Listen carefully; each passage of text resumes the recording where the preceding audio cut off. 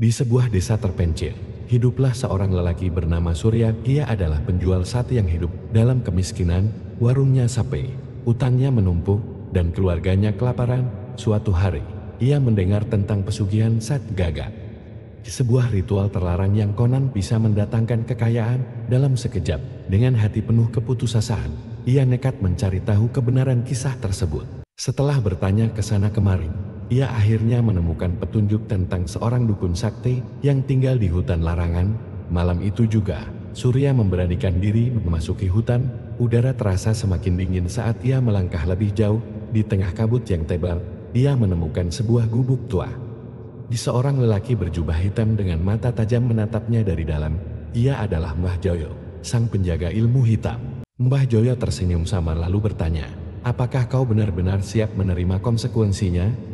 Tanpa berpikir panjang, Surya mengangguk. Sang dukun kemudian menjelaskan bahwa untuk mendapatkan kekayaan, ia harus mempersembahkan sate gagak kepada makhluk gaib setiap malam. Gagak harus ditangkap hidup-hidup, disembelih tanpa suara, dan darahnya diteteskan ke tanah sebelum dipanggang. Jika ia berhasil, nyawanya sendiri yang akan menjadi gantinya. Dengan keyakinan yang buta, Surya pun menjalankan ritual pertamanya. Malam itu, ia menangkap seekor gagak hitam besar di pekarangan rumahnya. Dengan tangan gemetar, ia menyembelih burung itu sesuai petunjuk Mbah Joyo. Saat darah pertama menyentuh tanah, angin berdesir aneh. Setelah sate gagak matang, ia menyajikannya seperti biasa. Keesokan harinya, warungnya dipenuhi pelanggan.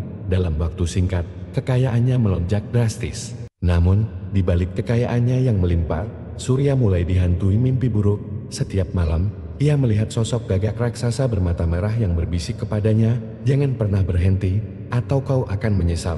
Awalnya, ia mengabaikan firasat buruk itu, tapi semakin lama, suara bisikan itu semakin nyata, semakin mengerikan. Seolah mengikuti kemanapun ia pergi, ketakutan mulai menguasai hatinya. Hingga suatu malam, Surya tak sanggup lagi meneruskan ritual itu. Ia memutuskan berhenti.